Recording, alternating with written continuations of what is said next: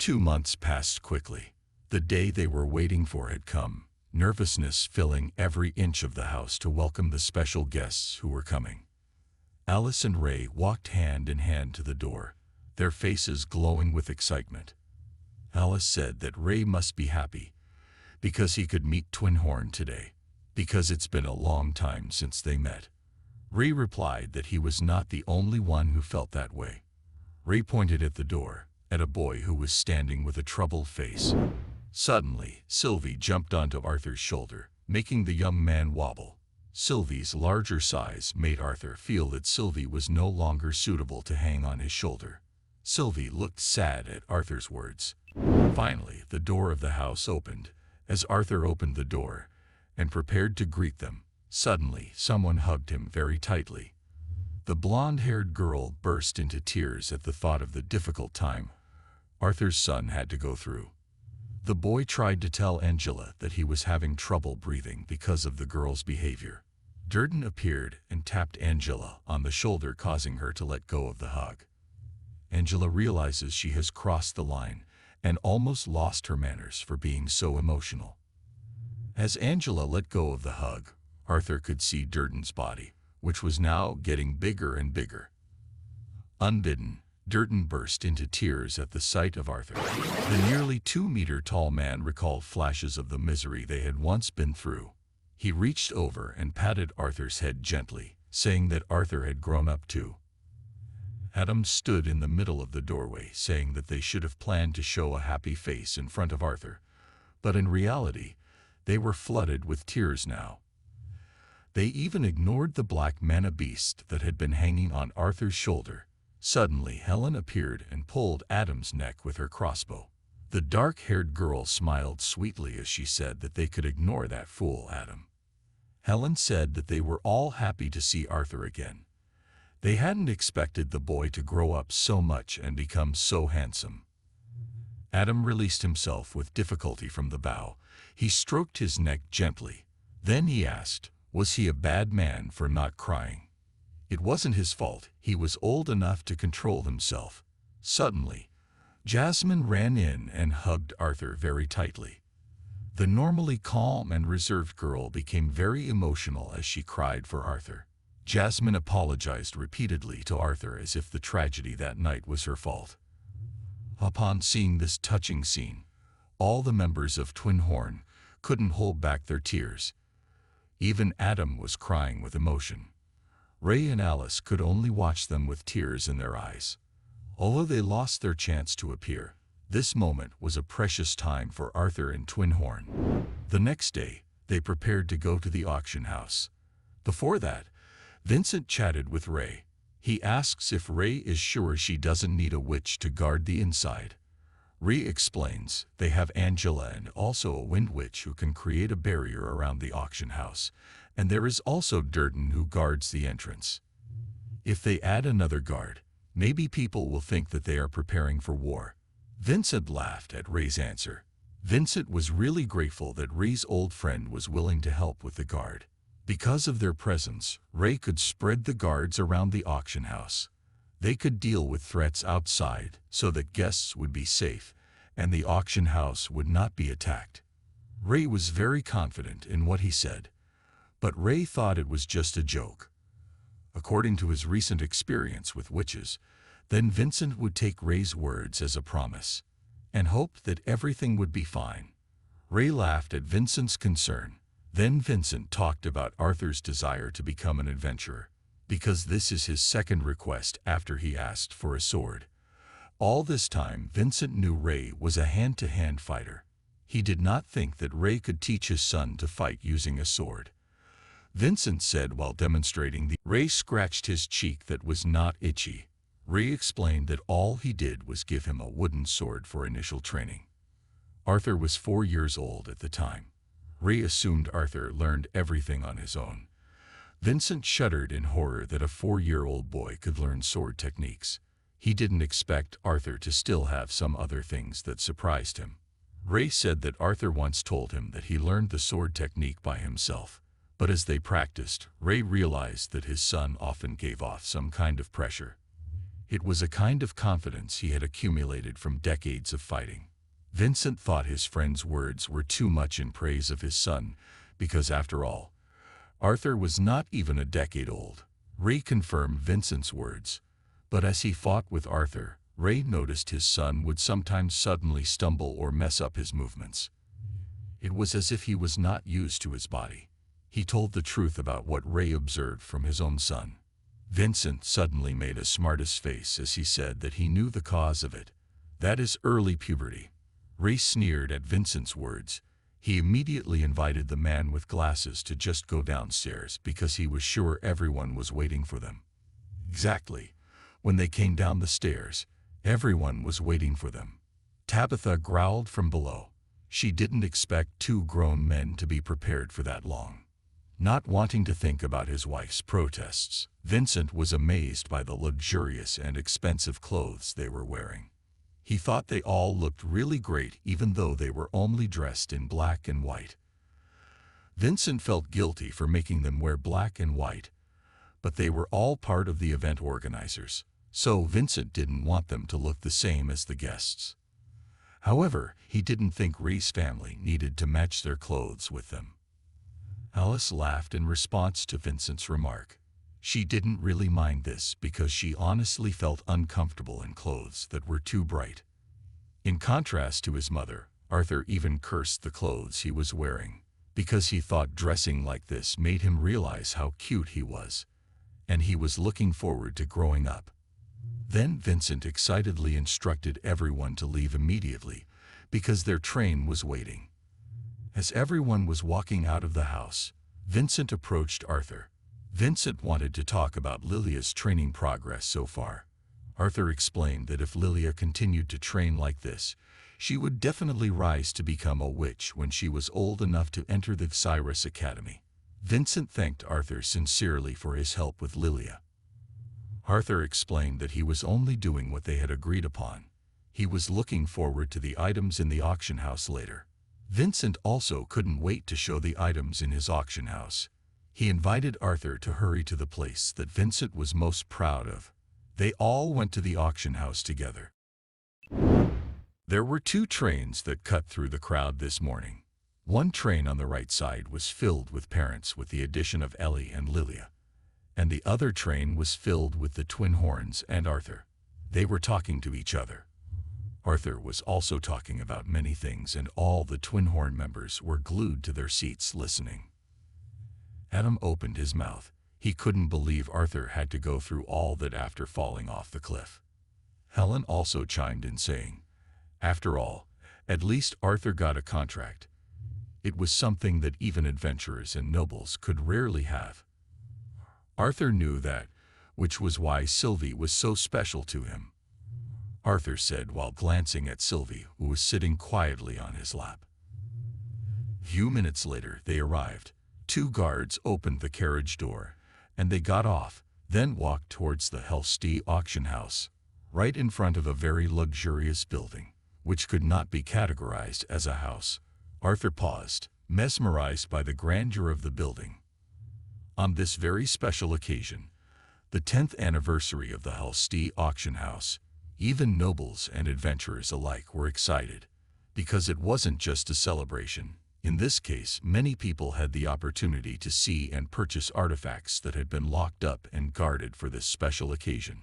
The extremely luxurious room looked even more dazzling due to the red carpets that were installed all over the place. On the right and left rows, there were carts loaded with various items, such as antique paintings, the Mana Beast core, and also a statue that Arthur himself didn't know what shape it was. According to Arthur, the interior of the building was marvelous, but the inside was the same. Vincent gave instructions to the servants and guards of the place so that there would be no mistakes on this big day. Ray was also asking the B team to make sure the corridors were checked every half hour before they turned back to where they came from. Ray's serious face while working like this made Arthur happy, because the difference in expression looks very big if seen from her usual self. Helen also thinks that Ray should be like that because after all she is the leader of this security team. Helen also admits that she has improved a lot since taking over her position, but she still can't match Ray's abilities. Now Helen has to leave because she has to join Ray and the rest of the security team. As Helen leaves, Arthur is called by his mother to immediately enter a special room. Meanwhile, Vincent and Ray will follow them later. They entered the main room of the auction house. Hundreds of chairs were lined up facing one point, the auction stage. Arthur was stunned at how spacious and magnificent the place was. At the top were several special VIP rooms with different classes. Even after becoming king and living among the Ellenware royal family, this sight still impressed Arthur greatly. Tabitha asked what Arthur thought of Helstey's auction house. Arthur smiled as he replied that the word house did not fit the place, because it was more luxurious than a house. Tabitha smiled happily at Arthur's honest answer, but the tour wasn't over yet. Lilia said Arthur should see the VIP room upstairs, because he would definitely be even more surprised. Then they all went up to the VIP room. Arthur walked at the back to watch his sister step carefully up the stairs. They were greeted by a very polite-looking waiter who opened the VIP room door. Unexpectedly, the VIP room was more spacious with very modern drink bar facilities. Seeing how grand this place was made Arthur even more impatient to see what items they would be auctioning off today. Tabitha was excited that they would be welcoming important guests later, but now they had to have some fun first. While waiting, Tabitha and Alice asked the bartender to prepare drinks, while the children sat at the window watching the scenery outside. The celebration was about to start. The guests had started arriving downstairs. They all looked charming in their beautiful and expensive-looking clothes. Tabitha came over and asked what they were doing. Lilia replied that Ellie was counting the number of guests who had started to arrive. Instead of Ellie getting confused counting so many guests, Lilia invited her to play. While her sister and Lilia were busy playing, Alice and Tabitha were busy chatting about many things. Arthur smiled happily at the peaceful atmosphere. Suddenly, the waiter came in bowing and apologizing for disturbing their time, but she had to tell them that the VIP guest had arrived and would be entering the room soon. Tabitha understood exactly what the servant meant, so she and Alice got the children to stand up to welcome the guest of honor. The VIP room doors opened and the royal family entered. Vincent introduced them as His Majesty King Blaine Glader, his wife His Royal Highness Priscilla Glader, then Prince Curtis Glader, and also Princess Cathium Glader. They all bowed before the nobles. Arthur thought it was the same feeling as when he was in Ellenware. In front of the nobles, the Honorable Blaine Glader arched an eyebrow at the thought that someone else would be sharing a room with his family. He had no idea that they would be sharing this room with guests. He expressed his surprise to Vincent. The bespectacled man hurriedly apologized for being presumptuous. In fact, the last time the king had come to the place, he had said he wanted to see Vincent's family again. So Vincent thought today would be suitable to bring them together again. Vincent began to introduce his family. First, he mentioned his wife Tabitha and daughter Lilia. The two figures mentioned by Vincent immediately bowed their bodies while greeting respectfully. Then Vincent introduced Alice Lewin, the wife of Vincent's close friend, and their children Arthur and Eleanor Lewin. King Blaine laughed with satisfaction as he realized their identities. He thought Vincent's friend was his friend too. Now the king allowed them to stand. After all, they had come to celebrate Helstey's wonderful 10th birthday and to enjoy the festivities. The queen asked them not to be formal and to enjoy the party together. Queen Priscilla also said she was very happy that today they did not need to be accompanied by representatives from various companies. Sylvie had just woken up from her sleep. As usual, she immediately sought out Arthur and asked to be carried. Queen Priscilla was amazed at the cute manna beast, because the creature looks like a reptile but is very intelligent. Arthur explained that Sylvie had only hatched a few months ago. Then Arthur politely introduced the creature by the name of Sylvie. Arthur asked Sylvie to greet them. Sylvie eagerly greeted them. His Majesty Blaine asked Arthur if the creature had made a pact with him. Arthur confirmed the king's words. King Blaine's big hand rubbed Sylvie's while saying that Arthur was very lucky, because baby beasts are not easy to tame. But Sylvie seems very obedient to Arthur. Arthur explained that they were able to communicate with their minds, so rather than being called obedient, their bond is more of a mutual agreement. Suddenly, the thin man in King Blaine's group cried out in surprise when he heard that Arthur was in equal control with the mana beasts. Arthur was shocked at the man's response. In a split second, the boy wondered if he had said something unnatural. Arthur explained that of course it was Sylvie who proposed the contract. The wizard named Sebastian was in a hurry to get a closer look at the contract sign Arthur had made with the creature. King Blaine immediately stopped Sebastian, because this was not the right time to study someone's choice. Moreover, Sebastian was currently on duty as his bodyguard. Getting a very harsh reprimand from the king made Sebastian immediately bowed while begging for forgiveness. The atmosphere became very capable after this incident. Tabitha dived them by saying that the event would start soon, so she asked King Blaine and family to hurry up. Meanwhile, Arthur was quietly taken away from the king's family by his mother. But Arthur was still staring at Sebastian with a feeling of wonder, as well as Sebastian, who was still staring at Arthur with sharp eyes full of suspicious feelings. The fat man who served as the host of this moment greeted all the nobles and adventurers who had come to the auction house. He was sure that the honorable guests had gathered today for a reason, and there was only one reason, which was to get a chance to acquire the rare and valuable items in this auction. Everyone cheered and agreed with the host. But before the auction began, the host wanted the audience to look to the south and welcome an important figure who had blessed them with his presence. It was the king and queen of Suppian. Everyone bowed while facing the south balcony in honor of the king and his family. After that, the host took off his hat, because he was so excited to pay his respects to the person who had made this whole event possible. The host invited everyone to give a big round of applause for Mr. Vincent Helstia. Of course, everyone in the place immediately gave the loudest applause for Mr. Vincent. Moments like this made Arthur remember a little of his past life, being honored and praised by everyone as a king. But he had to quickly get rid of all those memories and feelings, because now he was no longer a king. Arthur complained inwardly that he still hadn't reached puberty yet. While the adults were busy with their business, Arthur secretly drank a little alcohol. Meanwhile, Lilia accompanied Ellie to eat cake. Ellie was so happy to be able to enjoy a variety of delicious cakes that she jumped into them yesterday.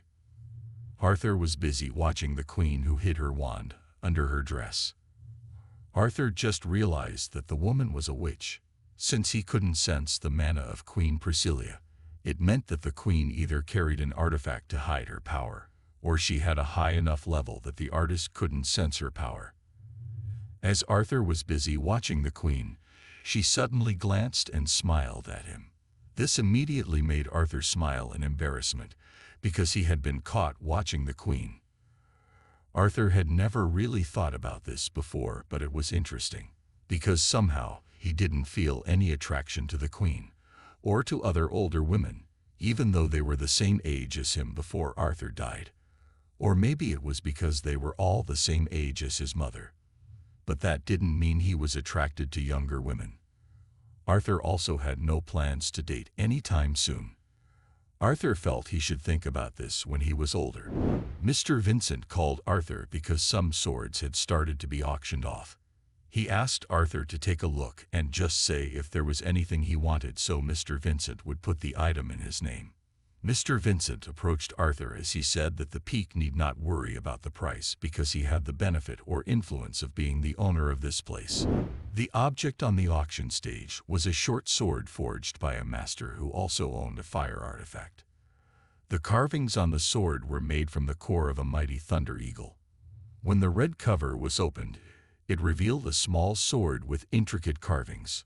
The host explained, and a little mana and the sword would generate an electric current on each side. The sword could increase the power of the piece and could even have a paralyzing effect. Arthur watched the auction from the hologram in the VIP room. People were clamoring for the warehouse as one sword was priced at 50 gold. Instead of being interested in the sword, Arthur began to formulate the price of the sword. The price of a simple house in Cyrus was at least 1 gold coin, but the average family in Arthur's hometown of Ashbur would be fine with a handful of copper a day. A handful of copper equaled 1 silver, whereas a handful of silver equals 1 gold. It could be said that the starting price of this sword could provide a simple life for a family for 250 years. Arthur thought the price was quite high for such a small sword. Mr. Vincent pulled Arthur from his reverie when he asked if the boy liked anything. Maybe the sword was a little big, but it had some really great abilities. Arthur replied that the weapon did sound great, but he didn't need the sword, because he prefers something a little unique. Mr. Vincent smiled at Arthur's words because he had expected the boy to think that way. Mr. Vincent thought there was no way Arthur would be interested in a small object that could spark lightning, since Arthur could make his own lightning. It was still a start after all. Even if Arthur didn't find what he wanted, Mr. Vincent would organize a quest to find the item he needed. Arthur immediately asked if Mr. Vincent was willing to find a voice-changing mask for him. With a smug face, Mr. Vincent said that the coat he had was made from a nightmare fox, so it has the ability to obscure his presence to suspicious people, and for him it was something like grabbing things as he passed by. Of course, finding things like Arthur's request was not a difficult thing.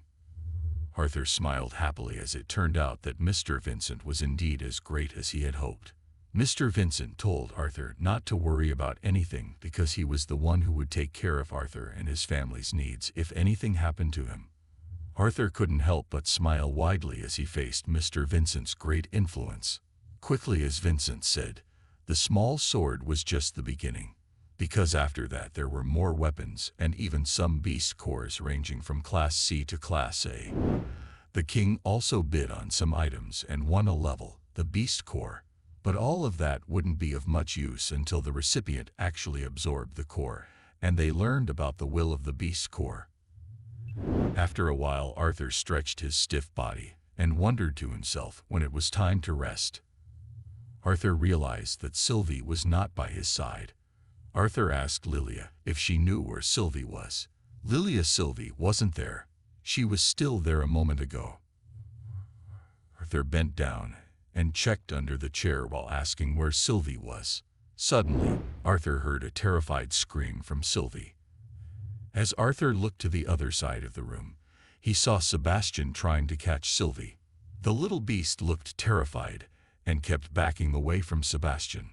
The strange wizard used a little ability to attract Sylvie's attention and asked the creature to come to him. Sylvie was so scared that she burst into tears. Arthur was furious but realized he had to control himself because Sebastian was a wizard of the royal family after all. Arthur approached them and tried to summon Sylvie. Noticing Arthur's presence, Sebastian subconsciously backed away slightly, allowing Sylvie to jump up and approach Arthur. Sebastian stomped the tip of his staff on the floor, then said that commoners from the countryside had no right to play with such a special beast. Arthur tried to hold back his emotions as best he could as he asked what Sebastian meant by that. Sebastian smiled slyly as he said what he meant was that Sylvie would be his. Arthur was dumbfounded at the threat in Sebastian's tone. He subconsciously let out an aura of anger from his bond with Sylvie as he turned to Sebastian with anger raging in his head. With a frightened look on his face, Arthur asked Sebastian to repeat himself. A few moments ago, the auction was getting more and more exciting. But Vincent felt very sorry for this event because Arthur couldn't find anything he liked. From what Vincent understood, Arthur just wanted a good quality sword with no luxuries or innate power. In that case, Vincent was sure he could find something in their storage room. Suddenly, the king tapped Vincent on the shoulder, snapping the grown man out of his reverie, and stating sincerely that he hoped the king had a pleasant evening. The king expressed his admiration that Vincent was able to obtain a Class A beast core from a silver bear. He hoped that the beast core was still intact. Vincent was pleased that this simple event was worthy of the king's wishes. As they were both laughing and satisfied with the event, suddenly the killing aura of someone managed to stun them. Even the king felt like his chest was being pierced by someone. He could feel a heavy sense of bloodlust even though it was not shown to him. Even this deadly aura made Vincent feel suffocated. Since Vincent was an ordinary human, he didn't understand what was happening and experienced a very strong sense of entrapment. The royal guards asked the queen and the children to retreat. The queen picked up her scepter. She asked the guards not to worry about them and to protect the children instead. The king even pulled out the secret weapon hidden in the ring. The king shouted as he asked who dared to attack the royal family. He asked that person to show himself now. Everyone was on alert for war as they realized the terrible pressure of death. Meanwhile, in the corner of the room, Sebastian fell down due to the deadly aura he saw in Arthur's body. Meanwhile, the little boy could only smile awkwardly as he realized he had just lost control of his anger to unknowingly make a mess like this. Ellie was still crying at her mother's side after a while when the deadly aura disappeared. After the killing pressure was gone, Vincent returned to normal and asked what had just happened. Ray, Adam, and Jasmine burst into the VIP room asking if everything is okay. One of the royal influences explains the room has been checked and they are all fine for now. But he still orders Ray to check the area around the room. Ray asks Jasmine and Adam to check the upper area. Arthur can only apologize to his father silently because he was the one who created this mess. Everyone tries to calm down and sit in their respective places. Arthur asked with a look in his eyes if Sylvie was feeling okay now. The little beast only murmured softly in response. Finally, a guard reported that an intruder had been captured by Captain Lulian. The king felt that everything would be fine now that the intruder was captured. Arthur inwardly thanked the intruder for his sacrifice so that the setting was safe from everyone's suspicion. After all was safe, the royal guards mocked Sebastian because he fell after being bullied by an intruder. Sebastian gave the excuse that he had just slipped. Sebastian quietly settled on Arthur. The boy was not afraid of him at all. In fact, Arthur was still looking at him with a sharp expression, as if challenging him. Of course, this made Sebastian very angry. The host thanked the guards for their security services. After that tense feeling, they could now continue the show. Because now, the last item was about to appear. Tradition dictated that the best items were saved for last, and the host was not one to break tradition. Currently by his side was a cart containing the best items belonging to the Helstee auction house. The host wondered who would be lucky enough to get his hands on this treasure. The curtain rises to reveal a baby lion beast. The host stated that no one could ignore that extraordinary mana beast. An adult world lion could become a very powerful Class B mana beast. The host guaranteed that if they took good care of it, the baby lion could become a level beast. At this moment, Arthur realized Sebastian wasn't even looking at the lion's mana beast, and was only looking at Sylvie. This made Arthur even more furious. The host added that if they can take good care of the mana beast, then they can be the best beast tamer in the world. And the bidding for the mana beast will start at 500 gold. Everyone was immediately excited to bid higher. Even the nobles dared to bid up to 800 gold. But all their offers had to be defeated by the king's 1,000 gold offer. Since no one dared to bid higher, of course the mana beast would belong to the king. Vincent commented that no one dared to go against their king, so he congratulated the king on his profit. According to Vincent, 1,000 gold coins was more than enough for the mana beast. Vincent thanked the king for his consideration and generosity. Vincent asked what the king's plans were for the kingdom's new pet. Was the king going to tame the creature for himself? King Blaine said that he was tempted to bond with the creature, but he was thinking of giving it to Prince Curtis. The king will leave the management of the creature to the prince. Prince Curtis immediately stood up and said that he would do his best to take care of the creature. The queen interjected, asking if that meant that the prince would not shy away from the lessons given by the tutor. Prince Curtis immediately turned back when he heard his mother's words. Earlier, the mother promised not to reveal it in front of his father. Seeing the warmth of the royal family made Arthur smile, because they look very warm like a normal family. Vincent said that the auction was almost over. So does the king want Vincent to collect all the items and send them to the kingdom? The king said it wasn't necessary, because he didn't have the patience to wait any longer. The king chose to go downstairs with Vincent to see the items. With a big smile, Vincent invited the royal family to follow him. Before leaving the VIP room, Sebastian asked permission to speak to the king. Sebastian whispered a few things. Then the king said that he understood quite well. Seeing Sebastian's smiling expression after talking to the king made Arthur have a bad feeling. Finally, they entered the storage room. Vincent explained that officers would soon come to the place with all the objects that had been purchased by the king. Then Vincent took Arthur to the corner of the room to hand over all the objects Arthur wanted. But he hadn't found the right sword for Arthur. So Vincent asked Arthur to look for the sword he wanted around the place. While Arthur was searching, his mother would bring him bags of things he wanted. On hearing that Arthur wanted a sword, the king asked if the boy was also learning the sword. The prince was just starting to learn it, so perhaps they could arrange a friendly match between the two of them later. Hearing the king's remark made Sebastian comment that the prince would only be infected by bad habits if he started training with commoners.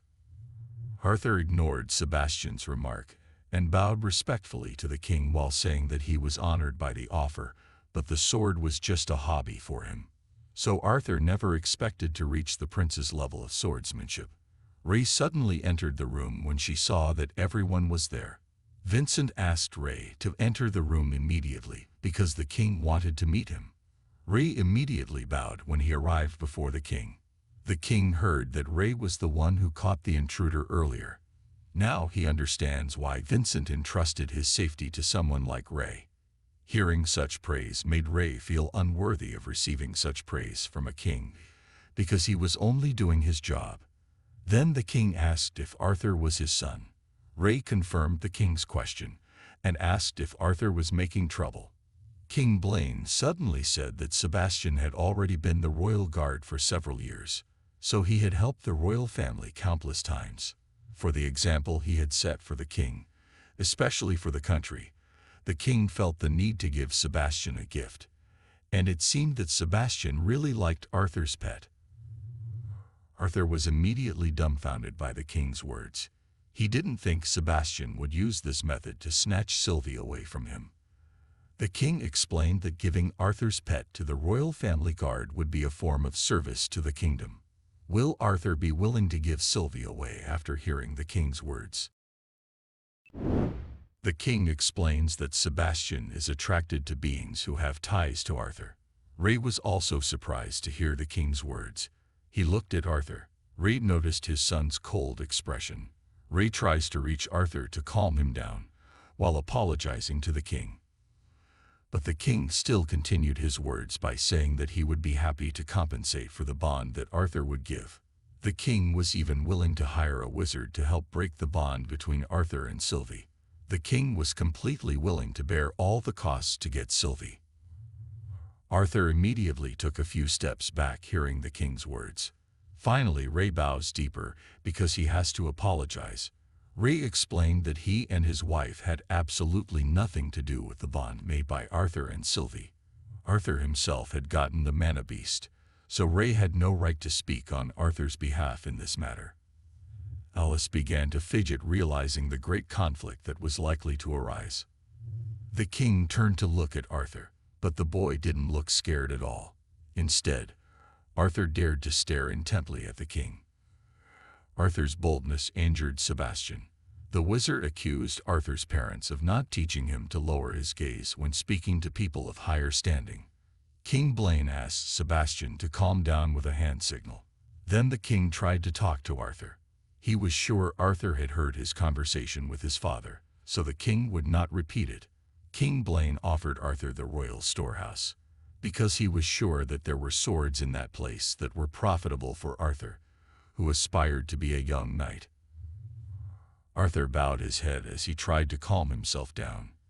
After all, the king of the land of Sapien was the one he was dealing with. Arthur sighed heavily before bowing and thanking the king. The king's offer was good, but Arthur had to decline. For Arthur, the most marvelous sword in the world could never replace Sylvie. Sebastian was almost angry at the boy's words, but the king held him back. King Blaine still hadn't given up. He tried to offer a trade for Arthur. The king was willing to trade the baby lion beast he had just bought for Arthur's bond. Prince Curtis got angry at the king's words because he thought the creature was his. King Blaine ignored his son's words. The king even persuaded Arthur by saying that reptilian beasts could rarely grow into a true predator like the lion beast. Arthur's face grew sour, but he still had to hold back his emotions and apologize to the king. Arthur had to make all this clear. So Arthur firmly replied that he had no intention of selling, giving, or exchanging the bond he had with Sylvie. The king's patience had also reached its limit. The king said that he had already asked twice. Request twice. So the king's patience was running out, so he would ask kindly one last time. In a cold voice the king asked if Arthur would give the bond he had with the mana beast. In a fit of rage, Arthur released the grip on his fist as he kindly asked almost the same question. Arthur boldly asked how much money the king wanted to sell his son for. Arthur knew the king had asked 3 times, but Arthur had also refused 3 times. But it seemed that the king's pride did not accept the refusal. It seemed like the king didn't realize what he was asking. So Arthur hoped his question would make things clear. Once again, Arthur repeated how much money would the king want as payment for his son or daughter. The bold question succeeded in silencing the king and everyone else in the room, but it seemed Sebastian was getting reckless. The wizard signaled to the royal guard, so that the men in armor took up arms against Arthur. He said that as a villager, Arthur had behaved insolently. Arthur dared to insult the king and his family. The royal bodyguard focused all his men on the sword, so Arthur was sure the man intended to cut him, but Arthur could easily avoid the attack. Arthur had to keep the flow of his mana calm and even. Then he could anticipate the enemy's movements and take over the direction of the attack. Arthur pulled the soldier's arm and slammed the sword into the floor. Then, with a mana-shrouded fist, Arthur punched the man in the head until the helmet used to cover his face shattered. Sebastian thought that the soldier was so stupid because he couldn't kill a child. He had wasted a precious opportunity to get rid of Arthur, so Sebastian decided to act on his own. With a staff full of magic, Sebastian intends to kill Arthur. Although he would be punished later, Sebastian was determined to take matters into his own hands. Sebastian knows that a bond that can form contacts at a young age has the potential to grow beyond the power of Class A. This is why Sebastian intends to do whatever it takes to get Sylvie. In a split second, as everyone is overwhelmed with shock and worry, Sebastian intends to take this opportunity to use his magic and kill Arthur. But suddenly time stopped. Everyone fell silent in their respective positions, even the king and his family. It was at this moment that Sebastian was surprised because the magic in his wand disappeared and nothing happened.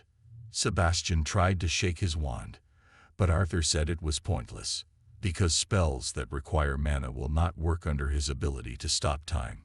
In this moment, Arthur's aura had changed. He had a greater and stronger pressure of power than the deadly aura that had previously suffocated everyone. In this moment, Sebastian should have realized his mistake. But Sebastian still tried to be tough and asked the boy to back off.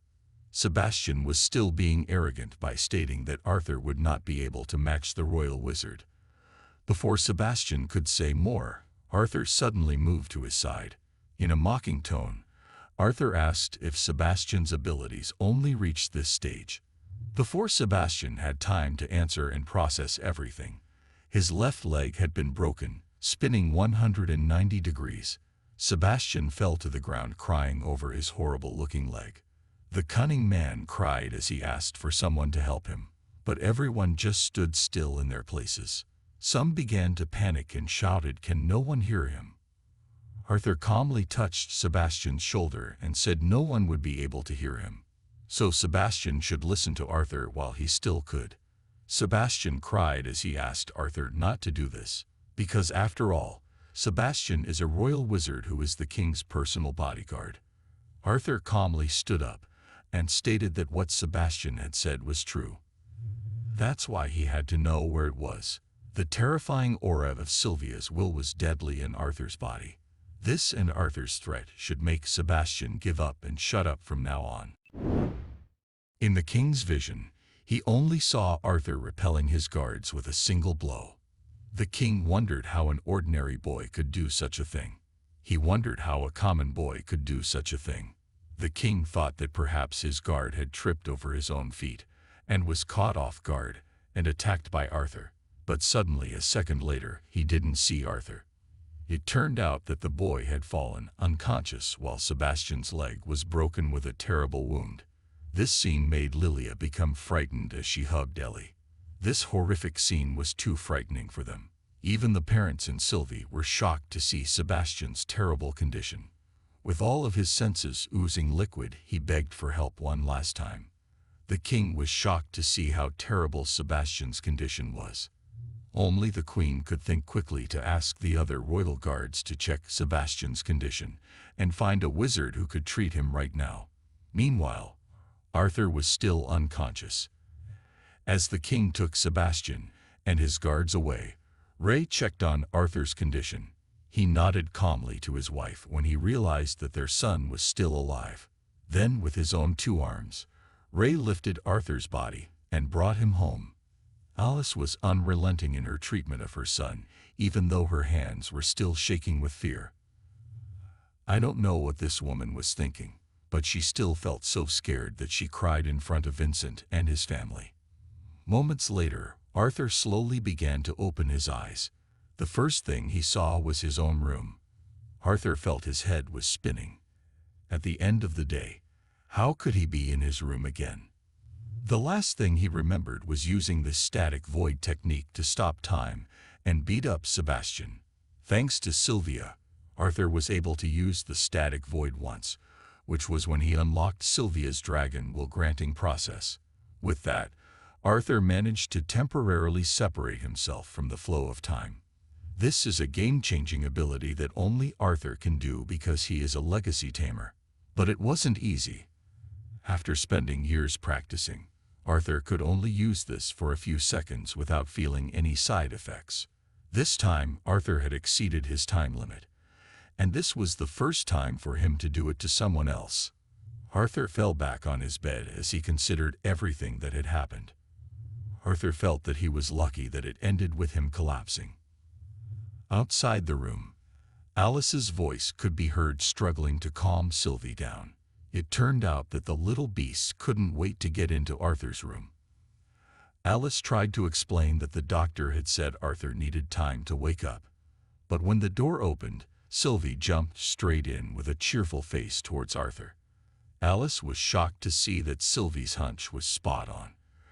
Arthur was really awake. Alice hugged her son with tears in her eyes.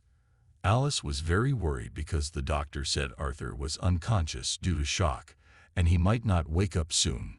This made Alice very worried, especially since it had been 8 hours since Arthur had been unconscious. Hearing his mother's words made Arthur feel like he was being very stupid. Because Arthur had overreacted to make Alice, the mother, cry again. Suddenly, Arthur felt a sudden headache, but when Alice asked if something was wrong, Arthur replied with a smile that he was fine. Arthur asked what happened to him when he fainted. Alice replied, "No one can think clearly, especially children." Then the king and his family retired first. Ray is currently in the living room downstairs with the king's messenger, discussing what happened. Arthur wanted to come down and see what was happening. Actually, Alice is going to check on Ellie and sleep with her tonight because she looked so scared earlier. But before that, Alice wanted to make sure if Arthur was okay. Arthur replied that he was fine now and asked his mother to get some rest. Arthur smiled very brightly to put his mother at ease. Then Arthur asked Sylvie to go to bed with Mom. The little beast was very smart and obedient to Arthur. As Arthur came down the stairs, he heard his father's voice saying that this was not something that could be replaced with money, especially since his son was almost killed. Arthur walked into the room, so their conversation stopped. Ray looks very worried as he approaches his son. Arthur explains that Silence is feeling better now. Arthur asked what happened. Ray explains the king's messenger gave him some gold coins as a token of apology for something he said was a minor incident. Ray looks very angry as he stares at the king's messenger. The man with glasses stood up to greet Arthur. The man introduced himself as Jasper Cogwright. He came to the place on behalf of the king to express his heartfelt condolences for what happened today. In her heart, Ray hoped that Arthur could act as a victim so that the king could not be arbitrary to them. Arthur thanked Lord Jasper for coming all the way to see him. Seeing Arthur's attitude made Lord Jasper think that the boy was very polite. Jasper explains that he already told Ray about what happened, but he also wants to tell Arthur that the two guards who attacked him have stepped down from their positions. Ray interrupts their conversation by saying, for his son who almost died, the king just gave them a slap on the ankle and waved at them. Ray looks angry and unhappy. Mr. Jasper wants Ray to know that it is Arthur who has spoken disrespectfully in front of the king. They both threw angry glances at each other and did not want to lose. Arthur instructed his father's attitude by saying that what Mr. Jasper said was true. Arthur had also been disrespectful. After all, Arthur didn't have any serious injuries either. Arthur hoped that this matter could be resolved peacefully. Arthur also asked, what happened to that wizard Sebastian? Was his leg only broken? Mr. Jasper explained that Sebastian had been taken down from his position and his wound was currently being treated. Arthur asked what exactly happened to the wizard. Mr. Jasper replies, when Sebastian woke up, he said that the person who had injured him was Arthur. Ree shouts loudly as she asks how is that possible, even though the one who almost died was Arthur. Mr. Jasper asks Ray to calm down and let Mr. Jasper finish his speech, even though Sebastian said that the man left on his staff makes them believe that it was the first soldier who had reflected and interrupted Sebastian's spell. Arthur was quite surprised to hear that. He hadn't expected things to be over so quickly and easily. Moments later, Mr. Jasper left their house. Ray immediately threw the bag of gold to Arthur. When Arthur wanted to ask why the gold was his, Ray immediately replied that it was Arthur who was about to die. Besides, he needed the money more when he started his career as an adventurer. Then Ray asked Arthur to go to bed and rest. Arthur felt very grateful and appreciative of his father's actions. As Arthur stepped back into the room, his father called him again. From a distance, Ray held out a fist and declared that Arthur had delivered a very good punch. Arthur smiled happily and returned his father's fist from afar. When he got to his room, Arthur immediately put the gold away in his closet. Arthur was happy that the situation with Sebastian had been resolved without any problems, but it made Arthur aware of the fact that he was still a child in this world. Arthur unpacked his gift and saw the cloak and mask inside. Staring at the two items, Arthur felt that things would be different after he became an adventurer. Arthur picked up the mask, thinking that with it, he would soon feel freer. That day at the restaurant, Ray gathered the entire Twin Horn team to ask who would be willing to go and look after his son. Adam immediately declined the offer because babysitting was not his forte, and with the personality he had, he was sure Arthur would just kill him while he was asleep. The thought of Arthur's small body using Adam's spear to finish him off wasn't a hard one for any of them. Everyone agreed with that possibility. Arthur just smiles a little at their excessive worry. Ray explains that he was actually hoping that Durden and Helen would accompany Arthur. Ray revealed honestly that he really couldn't offer much, but Alice and he were willing to pay in any way if they wanted to do this task. Durden asked Ray not to talk like that, because they are all family. Durden was happy to be able to accompany Arthur and see his progress. Helen felt that what Durden said was true. Ray should have known that they wouldn't do this for money. After all, they managed to get quite a lot of treasures from the dungeon they visited last time. Suddenly, Jasmine raised her hand and said that she was willing. Everyone looked at the girl with shocked expressions. Angela was surprised to see the girl raise her hand because usually Jasmine hated escort duty. In fact, she hated the task even more than Adam hated the task. Jasmine replied that it didn't matter because the one she would be escorting was Arthur. Helen felt that logically Jasmine was the best suited to protect Arthur, because Durden specialized mainly in defense with spell effects for large parties, whereas protecting was not something that suited Helen's abilities. Alice asked if Jasmine was really willing to do this. With a serious face, Jasmine nodded her head while showing her thumb. Adam says that they should have let Jasmine go, because Jasmine is the only augmenter among them with elemental affinity. She just passed the bright orange stage last year, and with her wind attribute she is the most suitable to protect Arthur. Durden also said that he agrees with Jasmine going, although it's a pity because the big guy actually wants to go with Arthur too. But Jasmine makes much more sense than both of them having to go. Ray taps Durden on the shoulder while saying that maybe next time they can go on an adventure together. Durden thanks Ray for giving him that opportunity. Arthur also reveals that it looks like from now on he will be under Jasmine's guard.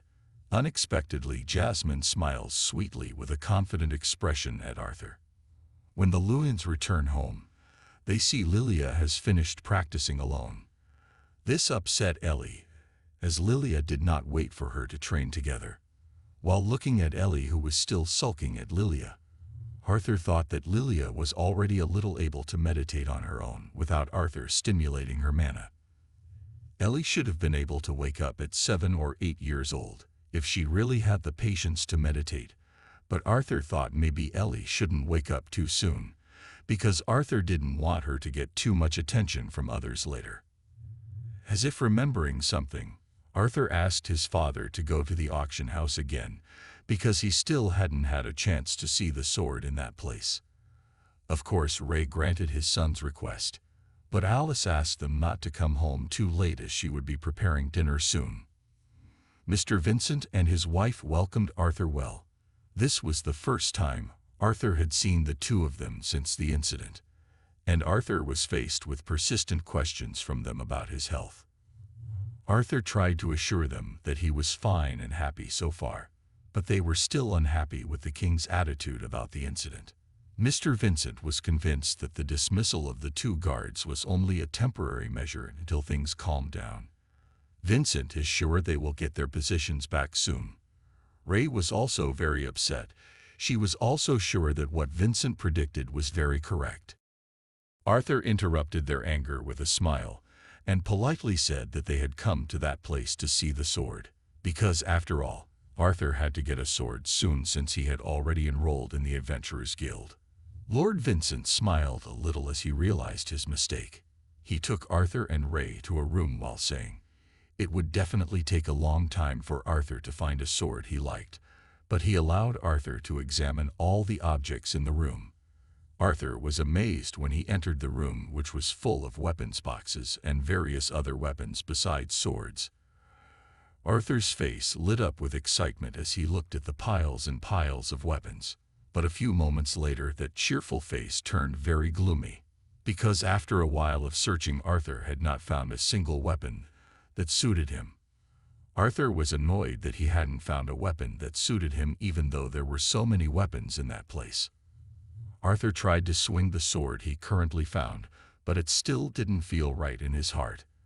Arthur realized most warriors in this world were augmenters, and there were even more users of two swords or one-handed greatswords. His search for a sword that he could use with a small body was very difficult. Arthur didn't give up though and tried to look around the room. He found various types of weapons that looked quite interesting. He was tempted to give up and maybe find a more unique weapon for a while. But while trying out a nunchaku, Arthur tried to be stylish, but ended up looking stupid. It was at this moment that Arthur heard Sylvie busy doing something under the weapon case. Arthur tried to approach the little dragon, asking if she had found anything interesting. Sylvie pulled out a black block from the hidden place. Sylvie looked very proud and cheerful after finding the object. Arthur tries to approach Sylvie and thinks the little dragon has found a stick. Arthur tried to explain that the stick was not at all similar to the weapon he wanted, but because Sylvie seemed to be forcing him to try the object, Arthur immediately held it. It was at this moment that Arthur noticed a strange energy in the object. Arthur realized that the staff was too heavy. Even the balance was not suitable for a staff. Finally, Arthur realized that it was a sword, but he had great difficulty pulling out the blade. Arthur tried to use his mana to pull the blade as hard as he could, but even then he couldn't pull out the blade of the sword. Arthur continued to try his theory by utilizing all the elements he had, but the sword remained stuck. After a while, Arthur began to tire. He was breathing heavily with sweat pouring down his face. Arthur began to wonder if it wasn't with a specific element. Then what could he pull the blade out with? Arthur looked at Sylvia's wing feathers on his arm and began to think of one more possibility. In his heart, Arthur thought it was impossible, but he tried to concentrate on using the power of the beast's will. Then, Arthur tried to pick up the sword again and tried to pull the hilt with the power of the beast's will. Unexpectedly, the click of the hilt slipped out of the scabbard, indicating that the sword was about to be opened. While maintaining the power of the beast, Arthur slowly drew the clear blade of the sword. As Arthur looked down at the translucent teal sword, he could only think that the sword was so beautiful that it was too beautiful to be considered a sword. Arthur tried to swing the sword as he practiced. This boy was so skillful, as if he was dancing with the sword in his hand. Even so, Arthur's concentration was starting to lose focus as the sword was too heavy for him to use at his age. Arthur looked at a bunch of wooden barrels in front of him. After apologizing to Mr. Vincent, Arthur swung the sword towards one of the wooden barrels until it created a large hole. Arthur paused to look at the result of his actions. Then he looked at the sword more closely from a fairly close distance. It was from here that Arthur could see the scrawled script on the sword. Arthur began to read it, as Dawn's Ballad WKIV. Just as Arthur finished speaking, the sword stung him so much that he was startled and dropped the sword. Sylvie looked very worried, but Arthur explained that he was fine. Even so, Arthur was confused about what happened to the sword. Unbeknownst to Arthur, his blood vaporized, entering the sword. Then slowly the sword changed size. When Arthur picked it up again, he was shocked to realize that the weight and balance of the sword had changed. Arthur tried to use the sword again with more agile movements. Now he could fight more freely as the sword became lighter in his hand. Arthur realized that not only that, the grip and length of the sword also shortened slightly and became the best sword for his body.